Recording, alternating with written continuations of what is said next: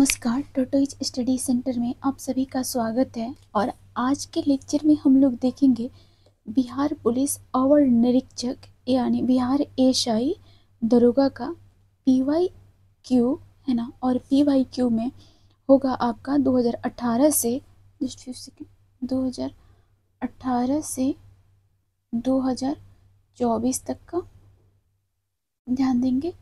तो हम लोग मोस्टली इसमें आप लोग का सेट होगा, जस्ट फ्यू सेकंड में बताती हूँ। मोस्टली सेट है 18, PYQ का 18 सेट है। तो चलिए हम लोग स्टार्ट करते हैं। और आप सभी से रिक्वेस्ट है कि जो भी इस चैनल पे नए हैं वो चैनल को लाइक एंड सब्सक्राइब करें। और जैसे कि आप लोग देख सकते हैं कुछ इस तरह से बुक का फ्रंट है ना, देख सकते हैं जैसे 2018 से 2024 से ही, ठीक है। देखिए इसमें है बिहार पुलिस अवर निरीक्षक एएसआई, बिहार उत्पाद अवर निरीक्षक, बिहार प्रवर्तन अवर निरीक्षक ESI है ना। क्वेश्चन है और ये बुक है 2025 एडिशन, ध्यान देंगे कुछ इस तरह से है। कंटेंट की बातें करें तो आप सभी देख सकते हैं सेट 1, इसी तरह से आप देख सकते हैं सेट 10 और देख सकते हैं सेट 18 तक है।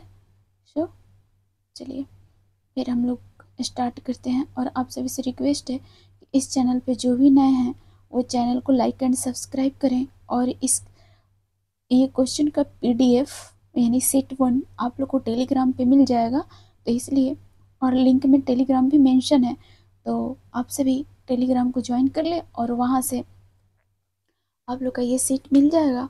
तो जैसे अच्छा लगे वैसे आप करेंगे। चलिए थैंक यू। फिर हम लोग स्टार्ट करते हैं, क्वेश्चन देखेंगे हम सभी, जस्ट फ्यू सेकेंड देखेंगे हम सभी। भारत में पहली बार किसने वार्षिक आय को अनुमानित किया था, है ना। तो अनुमानित किए थे आपके ये दादा भाई नौरोजी, ध्यान देंगे दादा भाई नौरोजी के बारे में कुछ बेसिक चीज़ें देख लेंगे। तो पहली बार वार्षिक आय को अनुमानित किया था इन्होंने। और दूसरा पॉइंट देखेंगे दादा भाई नौरोजी से संबंधित, तो 1876 में poverty and un British rule in India पुस्तक में भारत की आर्थिक आय की स्थिति का जिक्र किए थे, है ना। और थर्ड पॉइंट देखेंगे, है ना, तो इसमें ये देखने को मिलेगा उन्होंने ब्रिटिश शासन के कारण भारत की वार्षिक आय में आई कमी का अनुमान लगाया था, ध्यान देंगे। और आप सभी देखेंगे एक चौथा पॉइंट है, तो दादा भाई नौरोजी ने 1867 से 68 के लिए भारत की प्रति व्यक्ति आय का अनुमान 20 रुपये लगाया था, ध्यान देंगे। और ये 20 रुपये प्रति व्यक्ति आय का जो अनुमान लगाया था, है ना, यह जो अनुमान था उनकी पुस्तक भारत में गरीबी और गैर ब्रिटिश शासन में प्रस्तुत किया गया था। नेक्स्ट क्वेश्चन है निम्नलिखित में से किस क्षेत्र में भारत में प्रथम सहकारी आंदोलन का आरंभ किया गया था यानी हुआ था। तो ये हुआ था कृषि ऋण में, है ना। देखेंगे थोड़ा सा हम लोग बेसिक। भारत में प्रथम सहकारी आंदोलन 1904 में कृषि ऋण क्षेत्र में आरंभ हुआ था। नेक्स्ट है निम्नलिखित में से कौन सी पार्टी या संगठन डॉक्टर अंबेडकर द्वारा स्थापित नहीं किया गया है। तो दलित मुक्ति मोर्चा, ध्यान देंगे। एक बार हम लोग देखेंगे अंबेडकर जी द्वारा स्थापित महत्वपूर्ण संगठनों को, है ना। तो एक था आपका स्वतंत्र मजदूर संघ, यह 1936 में गठित हुआ था। और दूसरा था आपका समता सैनिक दल, 1930 में स्थापित हुआ था। और थर्ड देखेंगे ये इम्पोर्टेंट समितियां संगठन, है ना, समितियां नहीं सॉरी संगठन है ना। The Republican party of India ये स्टेब्लिश्ड हुआ था 1956 में।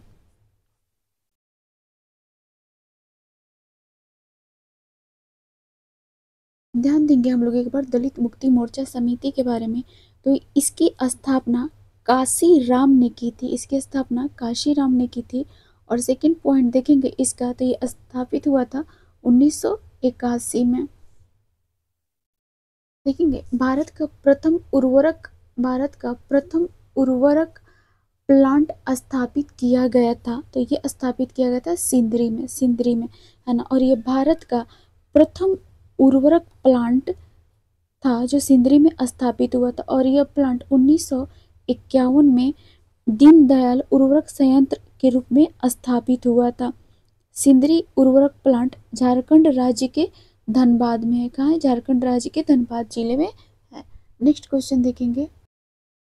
नेक्स्ट क्वेश्चन है, भारत में निम्नलिखित में से कौन सा क्षेत्र जैव विविधता का तप्त स्थल है ना। तो ये है आपके पश्चिमी घाट।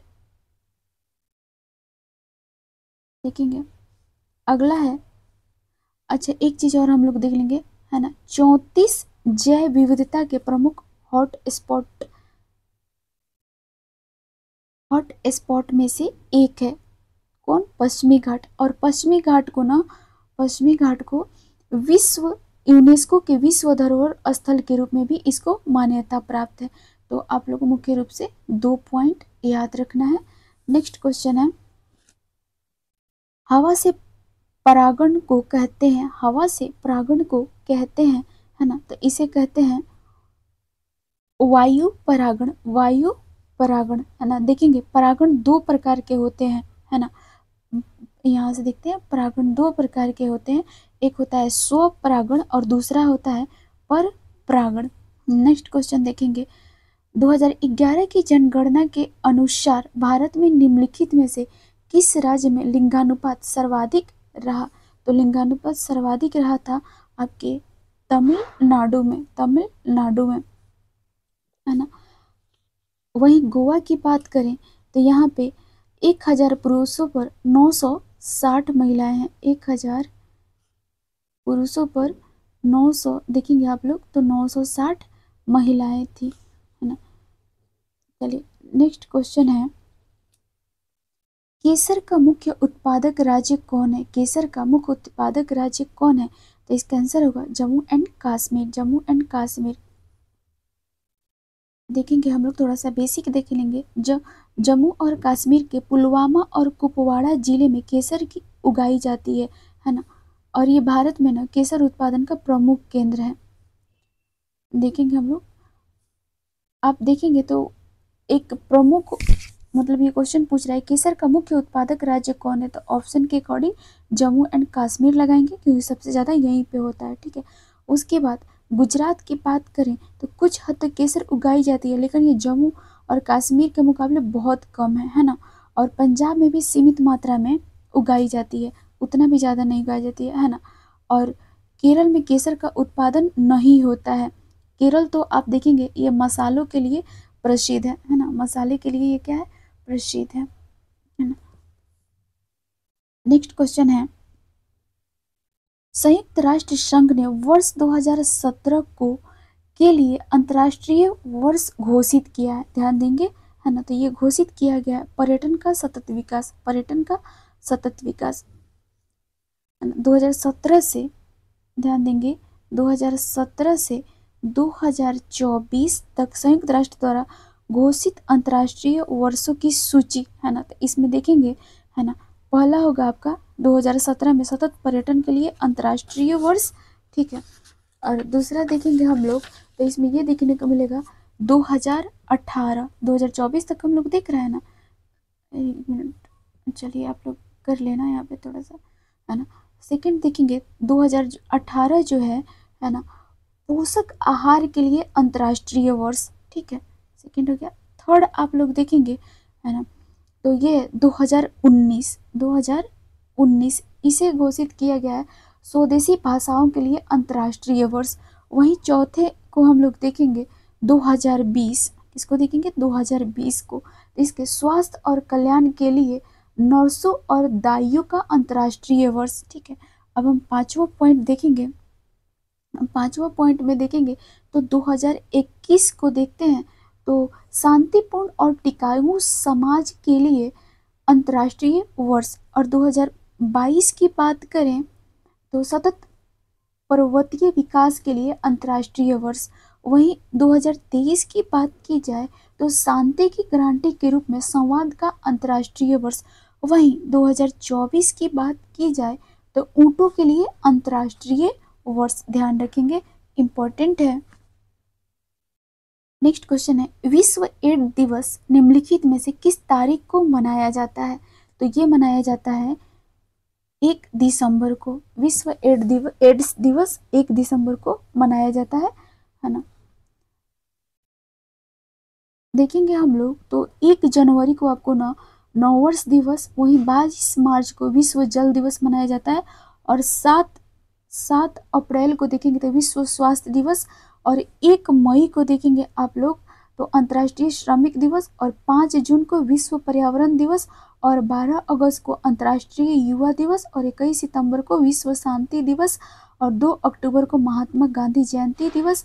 वहीं 14 नवंबर को विश्व कंपेजमेंट्स दिवस, और 1 दिसंबर को विश्व एड्स दिवस। इसे हम लोग याद रखेंगे, इम्पोर्टेंट है ना। चलिए नेक्स्ट क्वेश्चन देखेंगे, भारत की संविधान की उद्देशिका के बारे में निम्नलिखित में से कौन से कथन सही हैं, है ना, कौन से कथन सही हैं? तो इसमें देखेंगे हम लोग कौन से कथन सही है। थोड़ा सा स्क्रॉल करेंगे, पहले अपने फोन को छोटा करेंगे, है ना। तो इसमें से सही है आपके, उद्देशिका स्वयं न्यायालय में परिवर्तनीय नहीं है ना। तो बिल्कुल सही है। उद्देशिका उन उद्देश्यों को बताती है जिन्हें संविधान स्थापित करना और आगे बढ़ाना चाहता है ना। बिल्कुल सही है। उद्देशिका उस स्रोत को इंगित करती है जहां से संविधान अपना प्राधिकार प्राप्त करता है, यानी अपना अधिकार प्राप्त करता है। ये सही, यानी तीनों सही हैं। चलिए अगला क्वेश्चन देखेंगे हम लोग, कीट दंश से होने वाली खुजली किसके कारण होती है? कीट दंश से होने वाली खुजली किसके कारण होती है? तो ये होती है आपके फॉर्मिक अम्ल। ध्यान देंगे, फॉर्मिक अम्ल चींटियों और कुछ अन्य कीटों के शरीर में भी पाया जाता है। फॉर्मिक अम्ल आप देखेंगे तो मुख्य रूप से चींटियों में तो देखने को मिलता ही है, और उसके साथ साथ अन्य कीटों के शरीर में भी, है ना, मिलता है। जब ये कीट दंश करते हैं तो ये अम्ल त्वचा में प्रवेश करता है और खुजली, जलन, सूजन का कारण बनता है। चलिए नेक्स्ट है, विश्व के इतिहास में पहली परमाणु आपदा कब हुई थी? है ना, तो ये हुई थी 6 अगस्त 1945 को। 6 अगस्त 1945 को।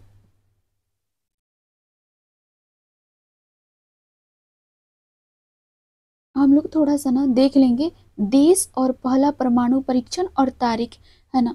तो हम लोग देश देखेंगे और पहला परमाणु परीक्षण और तारीख देखेंगे, ठीक है। और इसके 4-5 देशों को इसमें हम लोग कर लेंगे, ठीक है। तो हम लोग भारत की बात करें तो पहला परमाणु परीक्षण इस्माइल बुद्धा के नाम से किया था, और इसका डेट था 18 मई 1974। और पाकिस्तान की बात करें, है ना, तो पाकिस्तान ने चागिया 1 के नाम से किया था, और तारीख थी 28 मई 1998। और उत्तर कोरिया, है ना, जब पहला परीक्षण किया था तो उसका नाम तो मुझे भी फिलहाल याद, मुझे मिला ही नहीं, इसका मेंशन नहीं है बुक में भी, है ना, लेकिन तारीख था उसका 9 अक्टूबर 2006, है ना। और इजराइल का कभी पुष्टि नहीं की गई है। वहीं दक्षिण अफ्रीका की बात की जाए, विला इंसिडेंट नाम से हुआ था पहला परमाणु परीक्षण, और तारीख थी 16 सितंबर 1979। नेक्स्ट क्वेश्चन को देखेंगे हम लोग।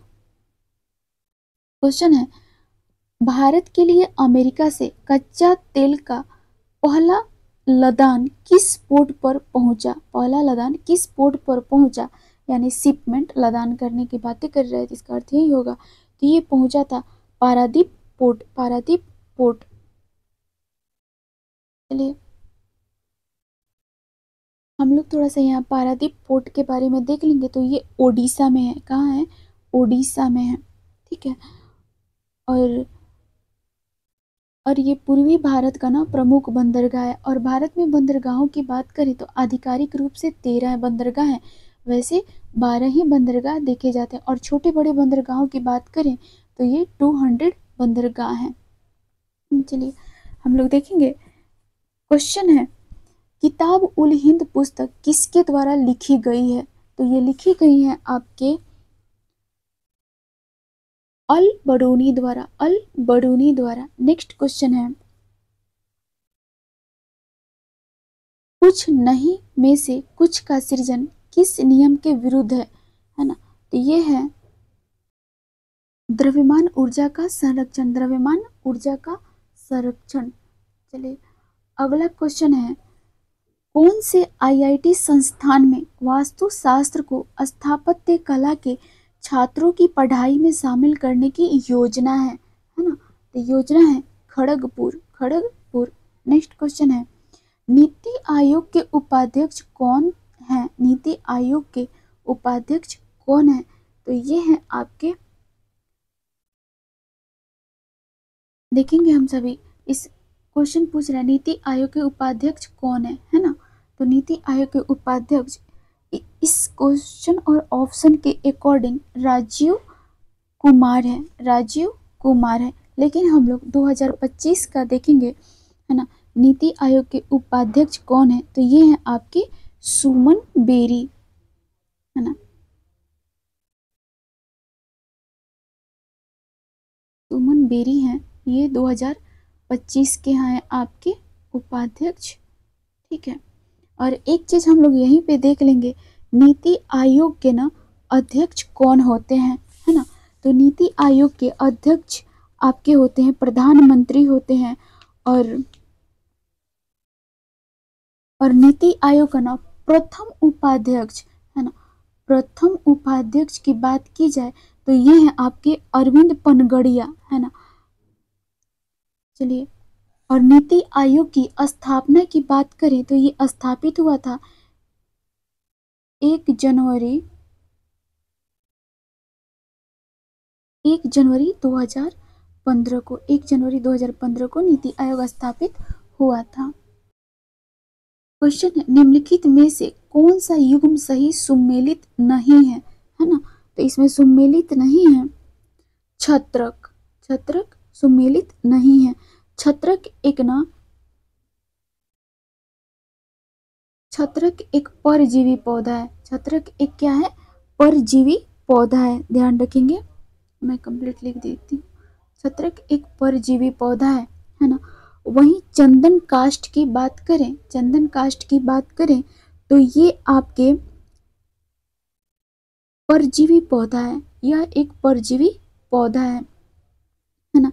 और वहीं कुष्टका की बात करें तो परजीवी ख्र, परजीवी ख्र पौधा है कुष्टक, ये सही है आपके। ठीक है, ये भी सही है। वहीं नेफ्तीज, नेफ्तीज की बात करें तो यह एक मांसाहारी पौधा है, नेफ्तीज ने एक मांसाहारी पौधा है। नेक्स्ट क्वेश्चन है, भारत के किस राज्य को यूएन पब्लिक सर्विस अवार्ड से सम्मानित किया गया है? भारत के किस राज्य को यूएन पब्लिक सर्विस अवार्ड से सम्मानित किया गया है ना? तो ये सम्मानित किया गया था पश्चिमी बंगाल, पश्चिमी बंगाल। और ये पता है क्वेश्चन कब का पूछा गया है? तो ये क्वेश्चन पूछा गया है आपके 2020 में। देखिए ये अवार्ड वैसे 2020 में दिया गया था है ना। पश्चिमी बंगाल इसका आंसर होगा। भारत के पश्चिमी बंगाल राज्य को यूएन पब्लिक सर्विस अवार्ड 2020 में नागरिक सेवा में सुधार और महत्वपूर्ण योगदान के लिए सम्मानित किया गया था है ना। चलिए नेक्स्ट क्वेश्चन है, निम्नलिखित में से कौन सा एक रासायनिक परिवर्तन का उदाहरण है? रासायनिक परिवर्तन का उदाहरण है तो ये है आपका कागज का जलना, कागज का जलना। नेक्स्ट क्वेश्चन है, सुनहरी गोल्डन चावल है, सुनहरी गोल्डन चावल है तो ये है आपके एक ट्रांसजेनिक चावल की किस्म, एक ट्रांसजेनिक चावल की किस्म जिसमें कैरोटीन के लिए जिन तत्व उपलब्ध होते हैं, ध्यान रखेंगे। और नेक्स्ट क्वेश्चन है, लूसी दुनिया की सबसे बड़ी जल मरुदा विस्फोट किस द्वीप में हुआ? लूसी दुनिया की सबसे बड़ी जल मरुदा विस्फोट किस द्वीप में हुआ? तो ये हुआ था आपके इंडोनेशिया में, इंडोनेशिया में, है ना। नेक्स्ट क्वेश्चन है, विश्व का सबसे बड़ा बौद्ध मंदिर कहाँ स्थित है? तो ये स्थित है आपके इंडोनेशिया में, इंडोनेशिया में। देखेंगे तो विश्व का सबसे बड़ा मंदिर तो पूछा ही है, कहाँ है ना, तो इसका आंसर होगा इंडोनेशिया। और ये यूनेस्को के विश्व धरोहर स्थल के रूप में इसकी मान्यता प्राप्त है, तो इसलिए ये क्वेश्चन भी पूछा गया है।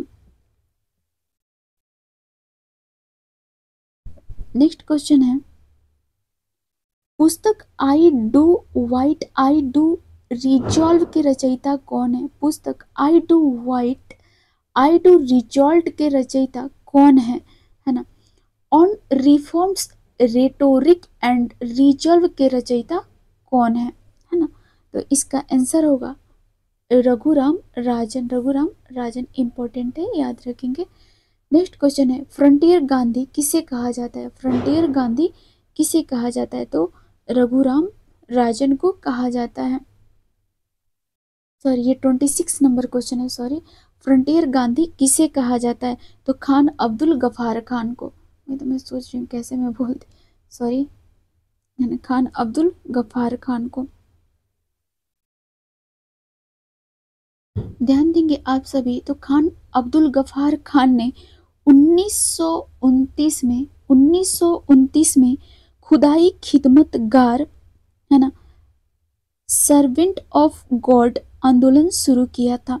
नेक्स्ट क्वेश्चन है, बंगाल के विभाजन को रद्द किया गया, बंगाल के विभाजन को रद्द किया गया तो लॉर्ड हार्डिंग द्वितीय द्वारा। किसके द्वारा?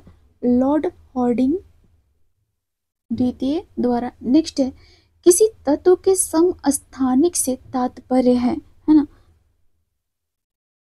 तो इसका आंसर होगा उस तत्व के वे परमाणु जिनकी द्रव्यमान संख्या अलग अलग हो। क्वेश्चन है, भारतीय रॉकेट से छोड़े गए विश्व के सबसे छोटे अंतरिक्ष यान का नाम क्या है? तो इसका स्प्राइटस, है ना।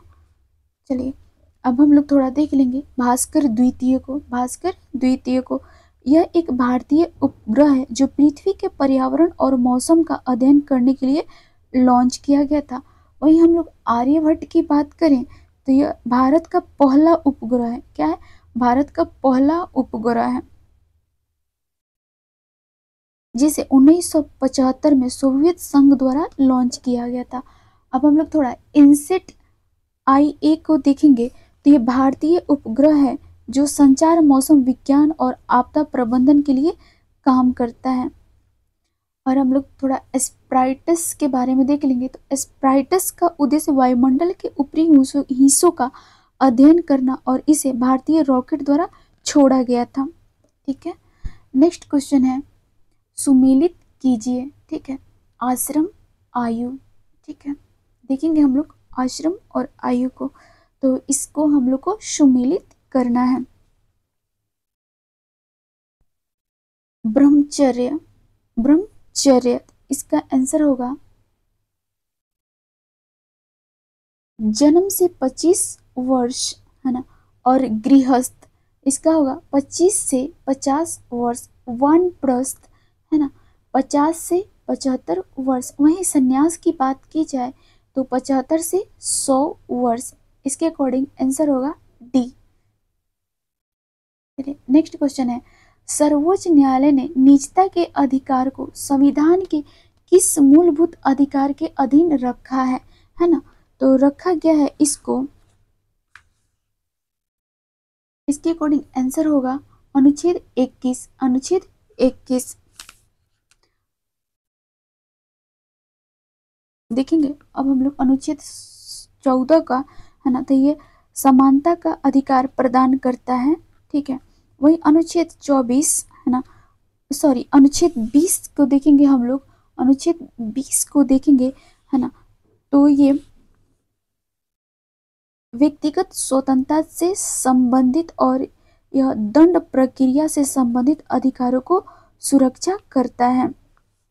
वहीं अनुच्छेद 19 की बात की जाए, है ना, तो यह 6 प्रकार की स्वतंत्रताओं की बात करता है ना, जैसे कि बोलने की स्वतंत्रता, सभा की स्वतंत्रता, व्यवसाय करने की स्वतंत्रता, है ना, संघ बनाने की स्वतंत्रता, वृत्ति की स्वतंत्रता, आप सभी को पता ही होगा।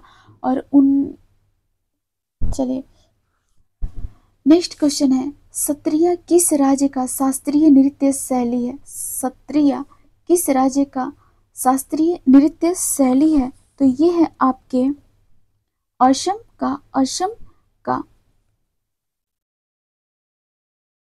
है ना। हम लोग देख लेंगे एक बार भारत के अन्य शास्त्रीय नृत्य को, है ना। तो इसमें आएंगे आपके, सबसे पहले देखेंगे उत्तर प्रदेश का, यूपी का देखेंगे, है ना। तो यहाँ पे कथक है शास्त्रीय नृत्य। और ओडिशा में देखेंगे, है ना, ओडिशा में देखेंगे तो ओडिसी है। वहीं तमिलनाडु के देखेंगे, है ना, तमिलनाडु की देखेंगे तो भारतनाट्यम है। और केरल का देखेंगे, ठीक है, तो केरल का देखेंगे कथकली और मोहिनीअट्टम है। और मणिपुर का शास्त्रीय नृत्य देखेंगे तो वहाँ का मणिपुरी है ना, मणिपुर का मणिपुरी है। चलिए नेक्स्ट क्वेश्चन को देखेंगे हम लोग। क्वेश्चन है, सूची 1 को सूची 2 से सुमेलित कीजिए और सूचियों के नीचे दिए गए कूट का प्रयोग कर सही उत्तर का चयन कीजिए। हम लोग देखेंगे उद्योग सूची 1 में और सूची 2 अवस्थिति, उद्योगों की अवस्थिति देखेंगे हम लोग। तो रेलवे उपकरण, है ना, अवस्थित है ना, रेलवे उपकरण उद्योग अवस्थित है। तो ये आपके अवस्थित है भिलाई में, भिलाई में इंपॉर्टेंट है, याद रखेंगे, है ना। और मोटर वाहन उद्योग उपस्थित है, मोटर वाहन उद्योग, तो ये है जबलपुर में, जबलपुर में। पोत निर्माण उद्योग, पोत निर्माण उद्योग, तो ये है कोच्चि में, है ना। और साइकिल उद्योग, तो ये है आपके लुधियाना में। और इसका आंसर होगा ए। नेक्स्ट क्वेश्चन है, भारत में रैयतवाड़ी व्यवस्था का प्रारंभ किसके द्वारा किया गया? भारत में रैयतवाड़ी व्यवस्था का प्रारंभ किसके द्वारा किया गया? तो अलेक्जेंडर रीड द्वारा किया गया था। एक बार थोड़ा सा हम लोग बेसिक देख लेंगे।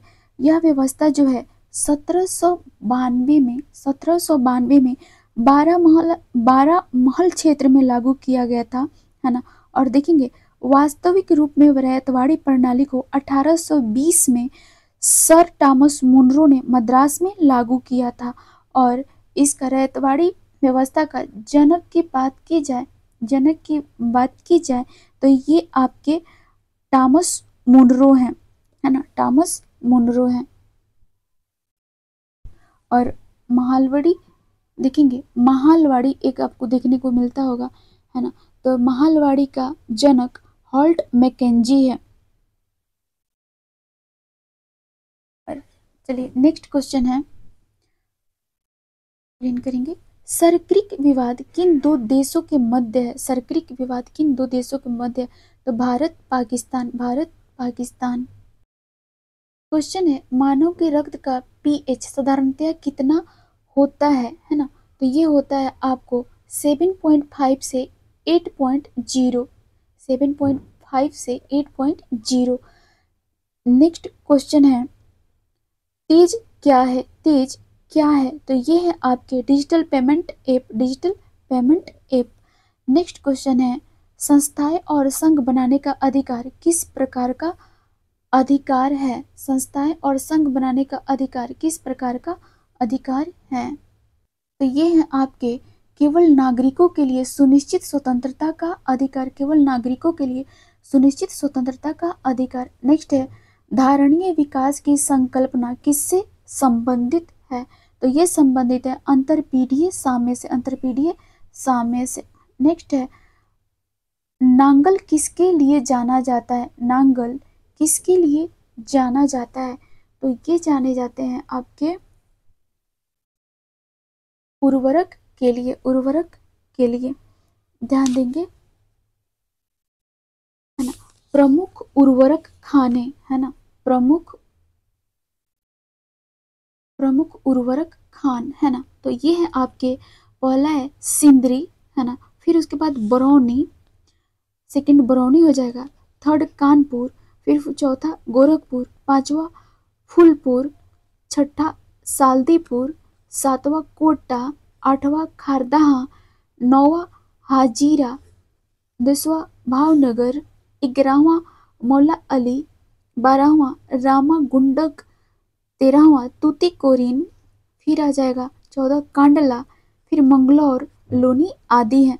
और भारत का पहला उर्वरक कारखाना सिंदरी में 1951 में स्थापित हुआ था, है ना। और एक और देखेंगे, भारत पोटास उर्वरक के लिए मुख्य रूप से आयात पर निर्भर है ना। और सर्वाधिक खपत भी देखेंगे तो पोटास खाद का है। चलिए नेक्स्ट क्वेश्चन है, 41 नंबर क्वेश्चन है, निम्नलिखित में से कौन सा गैसीय वायु प्रदूषण नहीं है? तो ये है आपके धुआं। धुआं जो है ये गैसीय वायु प्रदूषण नहीं है, ठीक है। नेक्स्ट क्वेश्चन है, निम्नलिखित में से किन्हें ऊर्जा संग्रहण के लिए प्रयोग किया जाता है ना। तो प्रयोग किया जाता है, देखेंगे हम लोग, है ना, संपीड़ित वायु का, स्प्रिंग का, बैटरी का, संधारित्र का, यानी ये सभी हैं संग्रहण के लिए, ध्यान रखेंगे ऊर्जा संग्रहण के लिए। नेक्स्ट क्वेश्चन है, निम्नलिखित वक्तव्यों पर विचार कर सही उत्तर का चयन कीजिए, है ना, सही उत्तर का चयन कीजिए। तो देखेंगे हम लोग,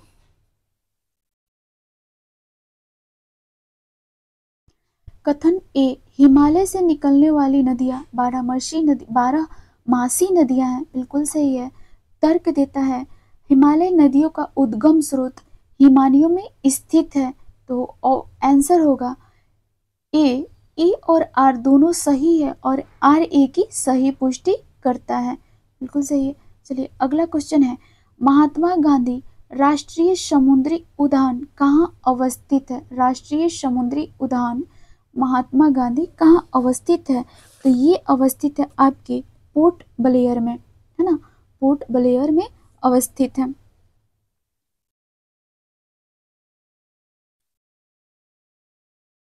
यह समुद्री जीवन और प्रवाल भित्तियों और जैविक विविधता का संरक्षण करता है, ध्यान देंगे, इंपॉर्टेंट है।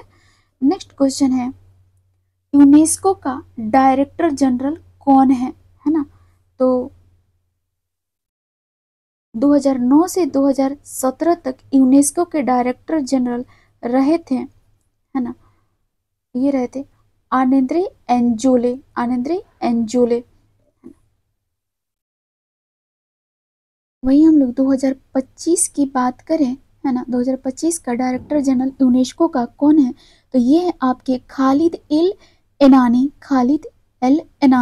ठीक है।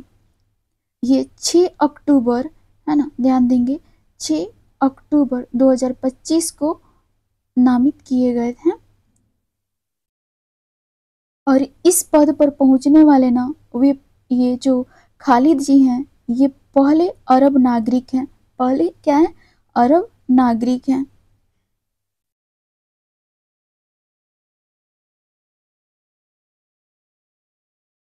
क्वेश्चन है, पौधे मिट्टी में घुले हुए नाइट्रेट को अवशोषित करते हैं तथा उन्हें परिवर्तित कर देते हैं, है ना। तो उन्हें परिवर्तित करते हैं प्रोटीन में।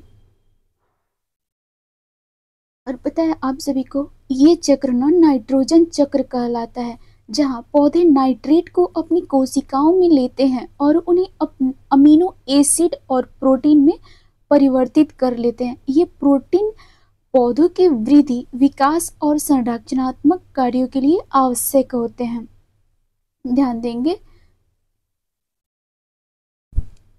क्वेश्चन है, निम्नलिखित में से कौन सा मोबाइल ऐप केंद्रीय सड़क विकास मंत्रालय द्वारा सड़कों के रख रखाव हेतु बनाया गया है ना।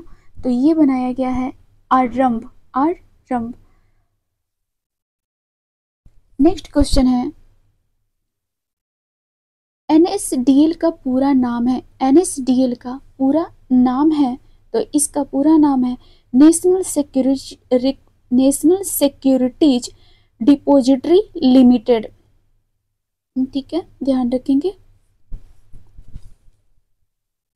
और इसकी स्थापना हुई थी 1996 में। इसका मुख्य उद्देश्य था भारतीय वित्तीय बाजार में कागजी प्रमाण पत्रों के स्थान पर इलेक्ट्रॉनिक रूप से ट्रेडिंग और सेटलमेंट को बढ़ावा देना।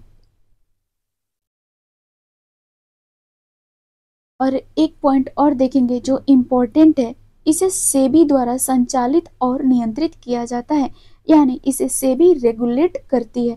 और सेबी है ना, देखेंगे सेबी है ना, सेबी का फुल फॉर्म होता है भारतीय प्रतिभूति और विनिमय बोर्ड। नेक्स्ट क्वेश्चन देखेंगे, ईवा जो कि प्रधानमंत्री कौशल विकास योजना के अंतर्गत एक कौशल विकास कार्यक्रम है, किसके द्वारा प्रारंभ किया गया है? तो ये प्रारंभ किया गया दिल्ली पुलिस द्वारा। दिल्ली पुलिस द्वारा। क्वेश्चन है, भारत के किस राज्य में सर्वाधिक सिंचाई ट्यूबवेल द्वारा की जाती है? सर्वाधिक सिंचाई ट्यूबवेल द्वारा की जाती है ना? तो ये की जाती है उत्तर प्रदेश में। उत्तर प्रदेश में। नेक्स्ट क्वेश्चन है, कौन सा विटामिन रक्त का थक्का बनने के लिए आवश्यक है ना? तो आवश्यक है आपके विटामिन के। विटामिन के। वहीं देखेंगे हम लोग विटामिन के प्रमुख स्रोत तो हरी पत्तेदार सब्जियां जैसे पालक, ब्रोकली, केले होते हैं। और कुछ वनस्पति तेल, मुर्गी का यकृत है ना, शंख और मछली को आप देख सकते हैं विटामिन के प्रमुख स्रोत है ना। चलिए नेक्स्ट क्वेश्चन है, निम्नलिखित में से किस सिख गुरु ने गुरुमुखी लिपि की शुरुआत की थी? है ना, तो गुरुमुखी लिपि की शुरुआत की थी गुरु अंगद देव ने। गुरु अंगद देव ने। हम लोग इम्पोर्टेंट पॉइंट को देख लेंगे। गुरु अंगद देव जी ने गुरुमुखी लिपि के माध्यम से सिख धर्म को और अधिक मजबूत किया और सिखों के बीच एकता को आगे बढ़ाया। और देखेंगे हम सभी तो सिख धर्म में ना 10 गुरु हुए। कितने हुए? 10 गुरु हुए है ना। और ये गुरु थे आपके गुरु नानक देव जी है ना, जिन्होंने सिख धर्म की स्थापना की है ना। और इन्होंने ना इन्ह एक ओंकार का सिद्धांत दिया था। सेकंड देखेंगे हम लोग तो ये थे गुरु अंगद देव जी, जिन्होंने गुरुमुखी लिपि की शुरुआत की है ना। थर्ड देखेंगे हम लोग तो गुरु अमरदास हैं, जो सिखों के लिए 3 प्रमुख स्तंभ स्थापित किए है ना, और लंगर की भी शुरुआत की। और 3 प्रमुख स्तंभ थे संतोष, दया और सेवा। और चौथे की बात करें गुरुओं की, तो सिख गुरुओं की, तो ये थे गुरु रामदास जी, जिन्होंने स्वर्ण मंदिर का नींव रखी थी। और 5वीं की बात करें तो गुरु अर्जुन देव हैं है ना, गुरु ग्रंथ साहिब की संकलन और संपादन किया। और ये पहले शहीद हुए गुरु हैं, ध्यान रखेंगे। गुरु अर्जुन देव पहले शहीद हुए गुरु हैं। और 6ठे नंबर पे बात करें तो गुरु हरगोविंद जी हैं, जो अकाल तख्त की स्थापना की थी। और 7वें गुरु की बात करें तो गुरु हर राय जी हैं, जो प्रकृति और पर्यावरण के प्रति जागरूकता बढ़ाई है ना। और 8वें गुरु की बात करें तो ये हैं गुरु हरकिशन जी, जो छोटे गुरु, जिन्होंने अपने जीवन में मानवता की सेवा की और दिल्ली में शाही दरबार में योगदान दिया। अब हम सभी बात करेंगे 9वें गुरु की, 9वें सिख गुरु की, तो ये हैं गुरु तेग बहादुर जी है ना। इन्होंने धार्मिक स्वतंत्रता के लिए बलिदान दिया और कश्मीरी हिंदुओं के धर्म की रक्षा की। और अब आते हैं 10वें सिख गुरु, तो ये थे गुरु गोविंद सिंह जी, जो खालसा पंथ की स्थापना की, सिख धर्म को एक सशक्त समुदाय बनाया। और ये गुरु गोविंद सिंह जी अंतिम गुरु हुए। चलिए नेक्स्ट क्वेश्चन है 53, निम्नलिखित में से कौन सा संविधान संशोधन राष्ट्रपति को किसी भी मामले को पुनः विचार के लिए मंत्रिमंडल को भेजने की शक्ति प्रदान करता है? तो इसका आंसर होगा सी, 44वां संविधान संशोधन। 44वां संविधान संशोधन 1978। कौन सा है? 1978 है ना। नेक्स्ट क्वेश्चन है ओजोन छेद से क्या तात्पर्य है ना। तो इससे तात्पर्य है आपको समताप मंडल में ओजोन परत की मोटाई कम होना, समताप मंडल में ओजोन परत की मोटाई कम होना, है ना। एक बार हम लोग देख लेंगे ना इसको 39वां और 40वां संविधान संशोधन को, ठीक है। तो 39वां संविधान संशोधन प्रधानमंत्री के, ये देखेंगे 39वां संविधान संशोधन प्रधानमंत्री के चुनाव से संबंधित विवादों को न्यायिक समीक्षा से बाहर रखता है। वहीं 40वां संविधान संशोधन की बात करें तो ये अनुच्छेद 368 के तहत संशोधन प्रक्रिया से जुड़ा है। अनुच्छेद 368 के तहत ये संशोधन प्रक्रिया से जुड़ा हुआ है ना। और 42वां संविधान संशोधन तो आप लोग को पता ही है ना। राष्ट्रपति को मंत्रिपरिषद की सलाह पर ही कार्य करना होगा, ये प्रावधान किया गया था। नेक्स्ट क्वेश्चन है, देखेंगे, स्क्रॉल करेंगे हम लोग। ब्लू चिप कंपनी क्या है? ब्लू चिप कंपनी क्या है? तो ये है आपके ब्लू चिप कंपनी आर्थिक रूप से बहुत मजबूत होती है ना। नेक्स्ट क्वेश्चन है, India after Gandhi the history of the world largest democracy नामक पुस्तक के रचयिता कौन है ना। इसके रचयिता है रामचंद्र गुहा, रामचंद्र गुहा। नेक्स्ट क्वेश्चन है, सकल घरेलू उत्पाद को किसके सभी के मूल्य के रूप में परिभाषित किया गया है? तो ये परिभाषित किया गया है किसी अर्थव्यवस्था में एक वर्ष में उत्पादित अंतिम वस्तुएं एवं सेवाएं। नेक्स्ट है, ब्रह्मपुत्र नदी अपने स्रोत से लेकर डेल्टा तक गुजरती है ना। तो ये गुजरती है, इसका आंसर होगा चीन, भारत एवं बांग्लादेश से, चीन, भारत एवं बांग्लादेश से।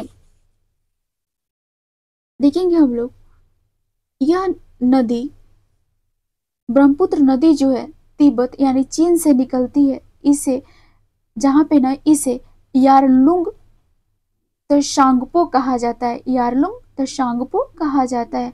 और जब ये भारत में आती है ना, या ब्रह्मपुत्र नदी जब चीन से, तिब्बत के चीन से निकलती है ना, चीन के यानी तिब्बत से, तो उसके बाद जब ये भारत में आती है ना, तब इसे भारत के अरुणाचल प्रदेश में, और भारत के अरुणाचल प्रदेश से असम में प्रवेश करती है ना। फिर इसके बाद यह बांग्लादेश में प्रवेश करती है और वहाँ यह नदी गंगा नदी के साथ मिलकर पद्मा नदी बनती है ना। फिर उसके बाद बंगाल की खाड़ी में गिरती है। नेक्स्ट क्वेश्चन है, फुटबॉल में ध्यानचंद पुरस्कार 2017 से किसे सम्मानित किया गया है ना।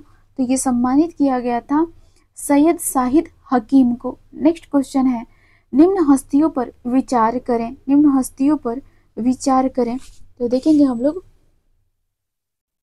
नसरुद्दीन शाह, डॉली थैकोर, गिरीश गार्डन, मकरंद देश पांडे, ये सभी है ना। आंसर होगा, रुकिए जस्ट मैं स्क्रॉल करती हूँ, इसका आंसर होगा ये सभी। नेक्स्ट क्वेश्चन है, सूची 1 को सूची 2 से सुमेलित कीजिए और कुट का प्रयोग कर सही उत्तर चुने। देखेंगे, बाघ आरक्षित क्षेत्र और राज्य, ठीक है ना। तो देखेंगे हम लोग बाघ आरक्षित क्षेत्र इंद्रावती, इंद्रावती है ना। तो ये है आपके छत्तीसगढ़ में। वहीं पेरियार की बात करें तो ये है आपके केरल में, पेरियार केरल है ना। और सिमलीपाल, तो सिमलीपाल है आपके ओडिशा में, बांदीपुर कर्नाटक में। आंसर होगा इसका सी। नेक्स्ट क्वेश्चन है, निम्न में से कौन सी प्रार्थना समाज की मांग नहीं थी? प्रार्थना समाज की मांग नहीं थी, तो ये थी लड़के एवं लड़कियों की विवाह की आयु में वृद्धि करना। देखेंगे अब हम लोग प्रार्थना समाज की स्थापना तो 1867 में है ना, आत्माराम पांडुरंग द्वारा की गई थी है ना। नेक्स्ट क्वेश्चन है, किस देश ने वर्ष 2040 तक पेट्रोल और डीजल कारों की बिक्री पर पूरी तरह प्रतिबंध लगाने का निर्णय लिया है? तो ये है आपकी फ्रांस। नेक्स्ट क्वेश्चन है, निम्नलिखित में से कौन चंगेज खान का समकालीन था, यानी चंगेज खान के समय था, है ना? तो ये थे आपके सुल्तान शमसुद्दीन इल्तुतमिश। ठीक है, सुल्तान शमसुद्दीन इल्तुतमिश। और देखेंगे हम लोग चंगेज खां को, तो इनका टाइमिंग था 1162 से 1227। क्या था? 1227। चंगेज खान मंगोल साम्राज्य के संस्थापक थे, है ना? और वहीं हम लोग इल्तुतमिश को देखें तो इनका टाइमिंग था 1206 से 1236 था, और दिल्ली सल्तनत के महत्वपूर्ण शासक थे, और मंगोलों के आक्रमण के समय ये दिल्ली के सुल्तान थे।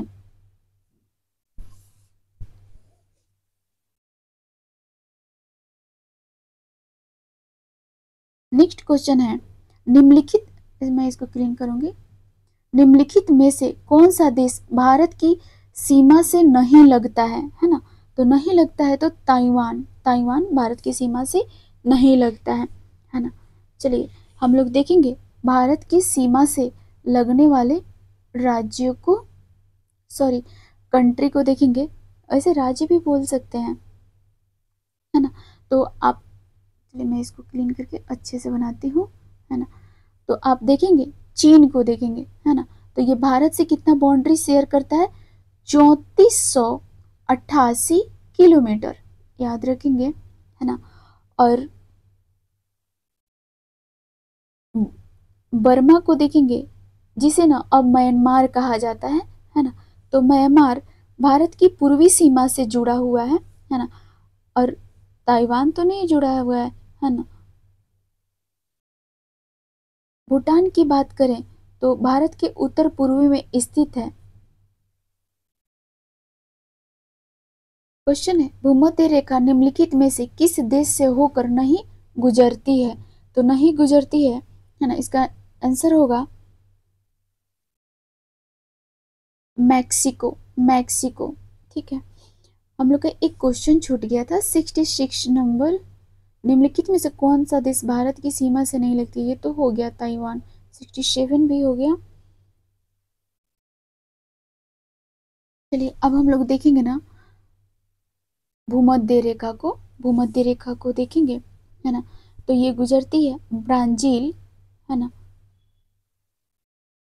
यहाँ आप देखेंगे कि ब्राजील से गुजरती है ये, और फिर केन्या से तो गुजरती ही है ना?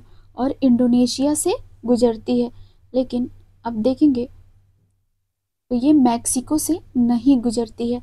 नेक्स्ट क्वेश्चन है, निम्नलिखित में से यूनेस्को को intangible culture heritage in humanity from Indian में क्या शामिल नहीं है? तो शामिल नहीं है आपके बिहू, बिहू शामिल नहीं है। देखेंगे हम सभी, ग्लोबल हंगर इंडेक्स निम्नलिखित में किसके द्वारा प्रकाशित किया जाता है? तो ये प्रकाशित किया जाता है international food policy research institute द्वारा, है ना? नेक्स्ट क्वेश्चन है, वह दूसरी भारतीय महिला कौन है जिन्होंने मार्स मिशन पर नासा के साथ उड़ान भरी, है ना? तो ये है आपके श्री विधा, श्री विधा।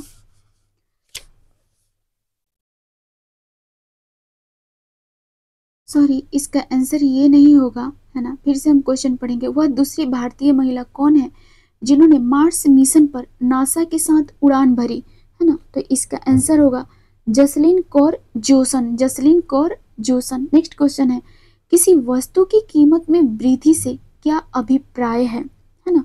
तो अभिप्राय है मुद्रा के मूल्य में गिरावट और वस्तु के मूल्य में वृद्धि, मुद्रा के मूल्य में गिरावट और वस्तु के मूल्य में वृद्धि।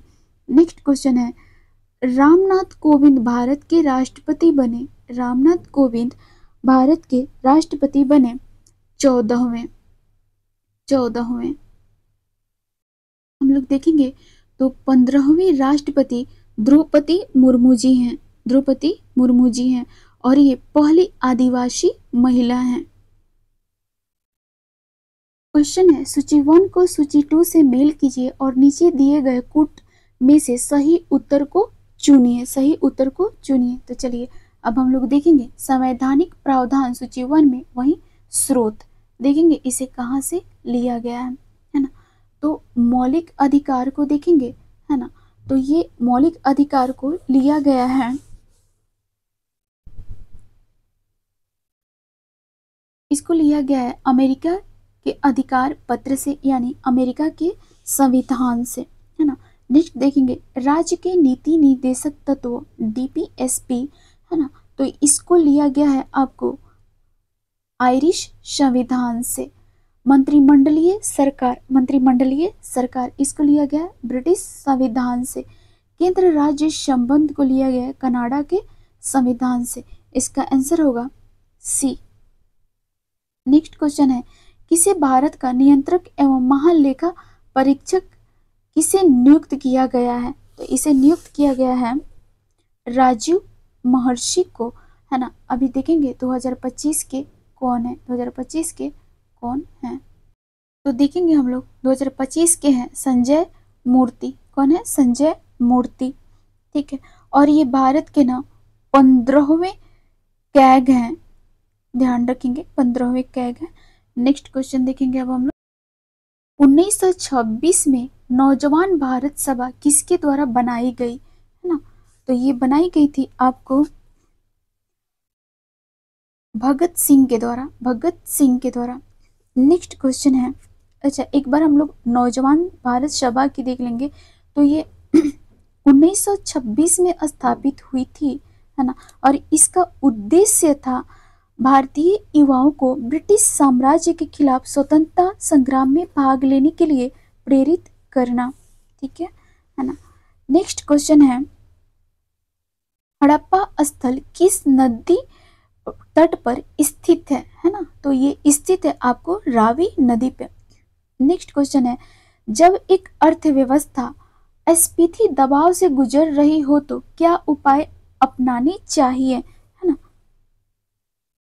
तो प्रत्यक्ष करों को बढ़ा देना चाहिए, है ना। जब एक अर्थव्यवस्था अस्फीति दबाव से गुजर रही हो तो उसे प्रत्यक्ष करों को बढ़ा देना चाहिए। आंसर होगा केवल 1, है ना। नेक्स्ट क्वेश्चन है, लोकतंत्र के बारे में निम्न कथनों पर विचार कीजिए। लोकतंत्र के बारे में निम्न कथनों पर विचार कीजिए। तो देखेंगे, है ना, इसमें से हमें सही कथन का चयन करना है। इसमें लोगों द्वारा निर्वाचित सरकार का गठन होता है ना। तो ऑब्वियसली होता है। नेक्स्ट, लोकतंत्र में वर्तमान में सत्तासीन लोगों के होने की संभावना अधिक होती है, सही है। थर्ड, प्रत्येक मत का मूल्य 1 हो जाता है, सही है ना। और चौथा दिया, उपरोक्त कथनों में से कौन सा से सही है ना। तो ये तीनों सही हैं। क्वेश्चन है, गौतम बुद्ध के संवादों की भाषा क्या थी? गौतम बुद्ध के संवादों की भाषा क्या थी? तो पाली थी, ध्यान रखेंगे पाली थी। ध्यान देंगे, पाली ना एक प्राकृत भाषा है। पाली क्या है? एक प्राकृत भाषा है। क्वेश्चन है, संयुक्त राष्ट्र संघ दिवस कब मनाया जाता है? तो ये मनाया जाता है 24 अक्टूबर को। नेक्स्ट, निम्नलिखित में से किस राज्य ने ऑपरेशन दुर्गा नामक कार्यक्रम महिला सुरक्षा के लिए आरंभ किया था, है ना। तो आरंभ किया था हरियाणा, ठीक है। नेक्स्ट क्वेश्चन है, निम्नलिखित में से कौन अंतर्राज्यीय परिषद का गठन करता है? अंतर्राज्यीय परिषद का गठन करता है तो ये करते हैं राष्ट्रपति जी करते हैं। नेक्स्ट क्वेश्चन है, निम्नलिखित में से किस शहर में बांग्लादेश द्वारा नया कूटनीतिक केंद्र डिप्लोमेटिक स्टेशन खोला जाएगा? तो ये खोला जाएगा चेन्नई। नेक्स्ट क्वेश्चन है, हस्तांतरण मूल्य का संबंध निम्न में से किससे है? तो ये है आपके कर एवं लेखांकन से, कर एवं लेखांकन से। नेक्स्ट क्वेश्चन है, निम्नलिखित में से कौन सी मुद्राएं स्पेशल ड्राइंग राइट्स एसडीआर की पेटिका में आती हैं? कौन सी मुद्राएं स्पेशल ड्राइंग राइट्स यानी एसडीआर की पेटिका में आती है? तो चलिए हम देखेंगे, है ना। तो ये आती है हमारी यूएस डॉलर तो आती है, जापानी येन भी आती है, ब्रिटिश पाउंड भी आती है, चाइनीज ड्रोमनिंग भी आती है, यानी ये सभी आती हैं। तो देखेंगे हम लोग एसडीआर में 5 मुद्राएं शामिल है। एसडीआर में ना 5 मुद्राएं शामिल है। ये है आपके यूएस डॉलर, जापानी येन, ब्रिटिश पाउंड, चाइनीज रोनबिनी और यूरो हैं। और इन सभी मुद्राओं का उपयोग आईएमएफ द्वारा एसडीआर के मूल्य निर्धारण में किया जाता है और इसका उद्देश्य क्या है? वैश्विक स्थिरता को बढ़ाना और देश के केंद्रीय बैंकों में उपलब्ध विदेशी मुद्रा भंडार को पूरक बनाना। चलिए नेक्स्ट क्वेश्चन है, निम्न में से कौन सी आग्नेय चट्टान नहीं है? आग्नेय चट्टान नहीं है तो ये है आपके सेल, सेल नहीं है। सेल जो होता है यह एक अवसादी चट्टान है जो समुद्र के किनारे और पानी के नीचे जीव जंतु के अवशेषों से बनती है, ध्यान देंगे। और आग्नेय चट्टानें वी चट्टान होती है जो उच्च तापमान पर मैग्मा के ठंडा होने से बनता है। इनमें ग्रेनाइट, पेरिडोटाइट और एस्कोरिया शामिल है क्योंकि ये सभी आग्नेय चट्टानें हैं। चलिए नेक्स्ट क्वेश्चन है, सूची 1 को सूची 2 के साथ सुमेलित करें और सही उत्तर का चुनाव करें। अब हम लोग देखेंगे सिंधु, स्थल और स्थान, ठीक है। तो क्वेश्चन है, जस्ट फ्यू सेकेंड, है ना। क्वेश्चन है, एक मिनट में हाइलाइटर ऑन कर लो। लोथल, लोथल जो है गुजरात में है, लोथल गुजरात में देखने को मिलेगा। वहीं रोपड़ पंजाब में है और राखी गढ़ी की बात करें तो ये हरियाणा में है और कालीबंगा की बात करें तो ये राजस्थान में है और इसका आंसर होगा बी। नेक्स्ट क्वेश्चन है, NAAFTA के सदस्य हैं, है ना।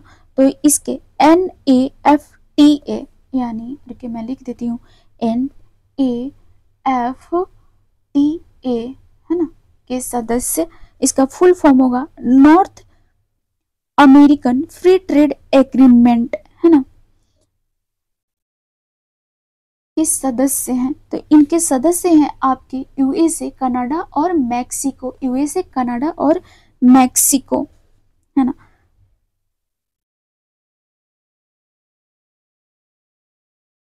अब हम लोग एक चीज देखेंगे, नाफ्टा से संबंधित है ना।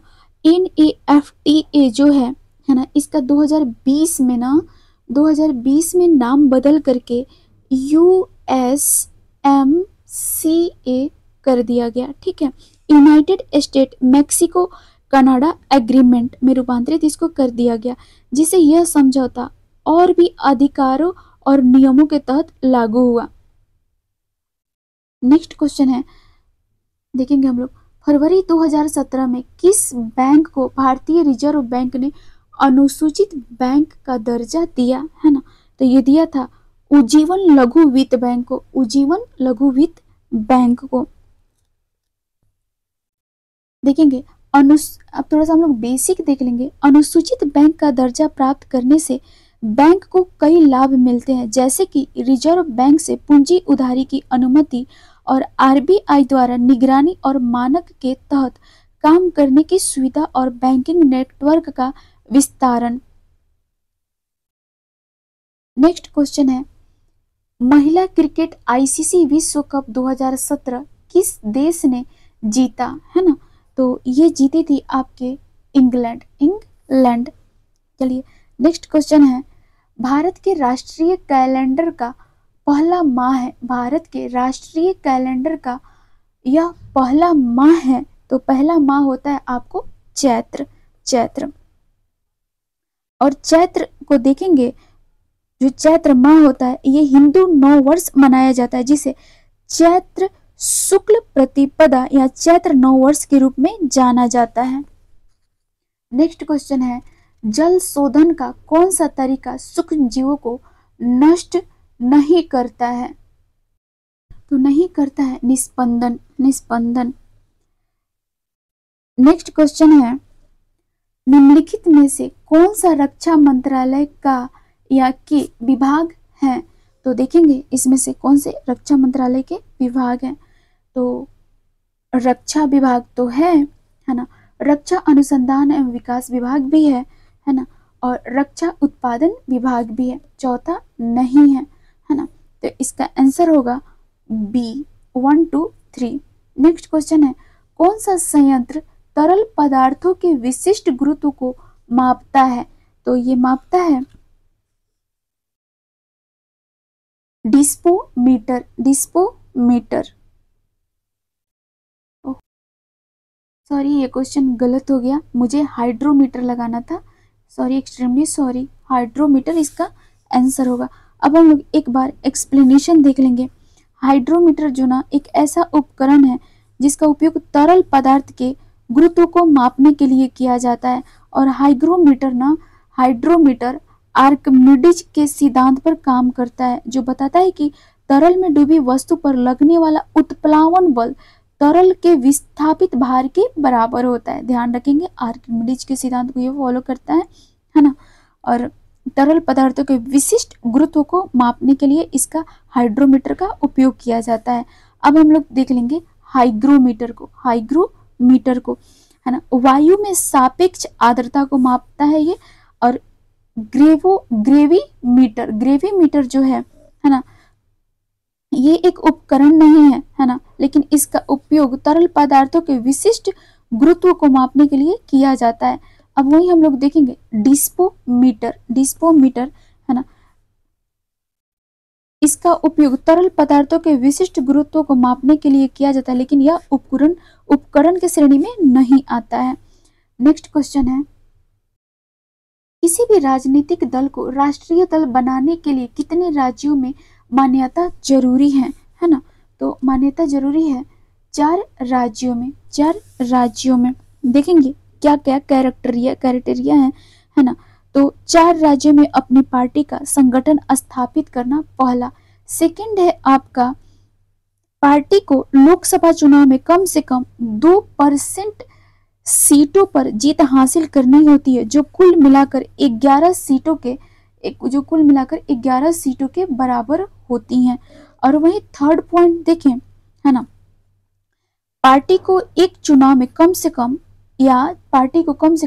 6% वोट हासिल करने चाहिए, जो 4 या अधिक राज्यों में होते हैं। जो 4 या से अधिक राज्यों में होते हैं, ध्यान देंगे है ना। नेक्स्ट क्वेश्चन है, निम्नलिखित में से कौन सा कथन पेटेंट के संदर्भ में सही नहीं है? क्या है? पेटेंट के संदर्भ में सही नहीं है। तो ये है, यह अनंत समय के लिए प्रदान किया जाता है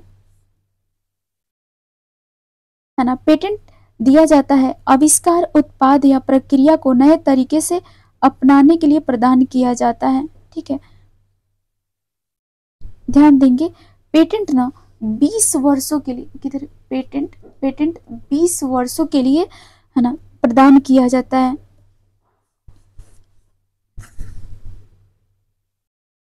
क्वेश्चन है, निमू बाजगो नामक बांध निम्नलिखित में से कौन सी नदी पर स्थित है ना? तो स्थित है ये सिंधु नदी पे। देखेंगे यह बांध जो है लद्दाख के लेह जिले में स्थित है ना, और यह सिंधु नदी पर बना हुआ है। और बांध की ऊंचाई की बात करें तो 59 मीटर है और लंबाई 248 मीटर है। नेक्स्ट क्वेश्चन है, किस राजनीतिज्ञ ने द कोअलिशन ईयर 1996 टू है ना 2012 नामक पुस्तक लिखी है ना? देखेंगे द कोअलिशन ईयर्स 1996 से 2012 नामक पुस्तक लिखी। तो ये लिखी थी प्रणब मुखर्जी ने। ध्यान देंगे। नेक्स्ट क्वेश्चन है, गर्म रेगिस्तान में तथा उनके चारों ओर पवन धूल से बनने वाली मृदा को क्या कहा जाता है? तो अलोइस मृदा कहा जाता है, अलोइस मृदा कहा जाता है ना। देखेंगे अब हम लोग नेक्स्ट क्वेश्चन है, निम्न में से कौन सा ऐसे कथन सही है ना? तो कौन से कथन सही है देखेंगे।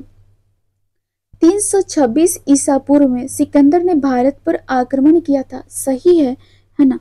और दूसरा देखेंगे, अभी तक्षशिला का राजा अम्भी ने सिकंदर और उसकी सेना का स्वागत किया। अम्भी जो तक्षशिला का राजा ने सिकंदर और उसकी सेना का स्वागत किया, सही है ना। ये गलत है, आंसर होगा आपका 1 और 2 सी सही होगा है ना। और सिकंदर ने 332 नहीं 326 ईसा पूर्व में सिकंदर की मृत्यु देखेंगे हम सभी। तो सिकंदर की मृत्यु जो हो रही है आपको, यह 323 ईसा पूर्व में हुई थी है ना। वह बबलोन में बीमार हुआ और वहीं पर उसकी मृत्यु हो गई, ध्यान देंगे है ना। और 326 था ना, सिकंदर ने 326 ईसा पूर्व में भारत पर आक्रमण किया था।